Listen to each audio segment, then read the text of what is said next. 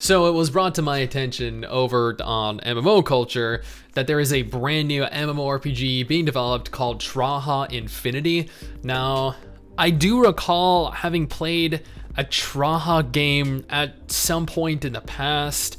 I don't really remember it all that vividly because honestly it didn't really leave any kind of lasting impression at all, but I figured it was announced, we can go ahead and take a look at it, get a gauge of whether or not we should be excited for or dreading its potential release. Before we jump into today's video though, I would like to give a quick shout out to today's sponsor, 33rd Random Defense, an action RPG tower defense game. Are you a fan of tower defense games? Because I am. They're easily accessible titles that provide me something fun to do when I'm sitting around bored, like at the airport waiting for my plane, or when I'm sitting in the car waiting to pick up some PF Changs. They're easy to boot up and they allow for a lot of strategic freedom and customization, and this game is no different. 33rd Random Defense is a unique spin on the genre that originated from StarCraft's used map settings, offering players a constantly evolving experience. You'll encounter various waves of monsters deployed completely randomly, with monsters wielding various types of weapons like pistols or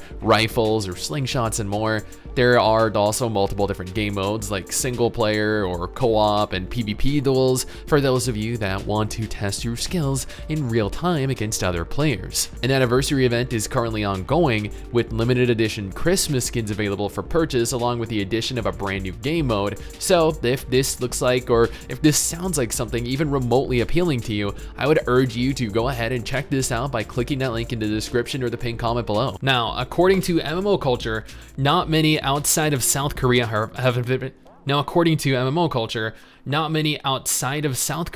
heard of TRAHA before, so here's a quick lowdown on it. It's an Unreal Engine 4 mobile MMORPG. TRAHA happens to also be the first game that developer Maui Games and was launched domestically by Nexon back in 2019.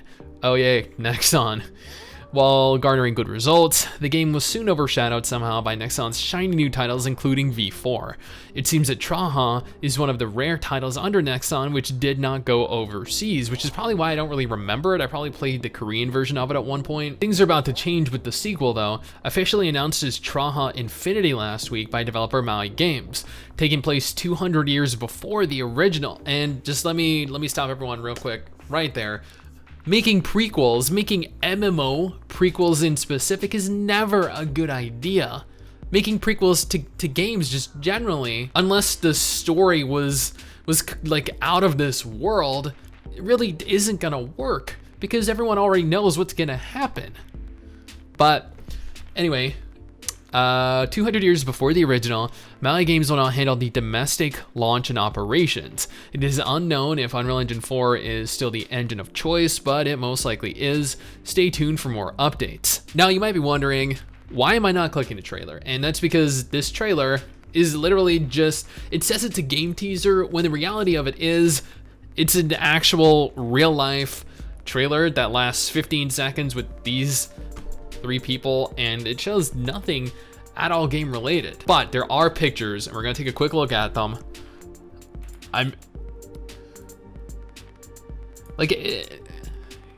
Given that it's, you know, it's a mobile game, it actually, like, from what I can see, it doesn't actually look bad. Like, yeah, it looks a lot like a mobile game. There's no arguing that, but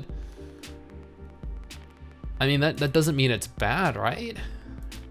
Like, it's no Genshin Impact, it's no Punishing Gray Raven, but I mean, it looks like, you know, V4, it looks like A3 still alive. Like, it looks like your typical medieval fantasy MMORPG. And I mean, you know, we always need more of them, so yeah, I have no idea if this is going to, or when this is going to come out globally. I have no idea what kind of combat this is going to employ. And well, honestly, this is a Korean game, and you know, a Korean MMO for mobile devices. They're very widely known to employ autoplay in their games, so it's kind of to be expected. But overall, this looks like a pretty game, and that's really all I have to say about it. Could be good, might not be, probably won't be, but get excited, I guess, if this looks like something that might interest you.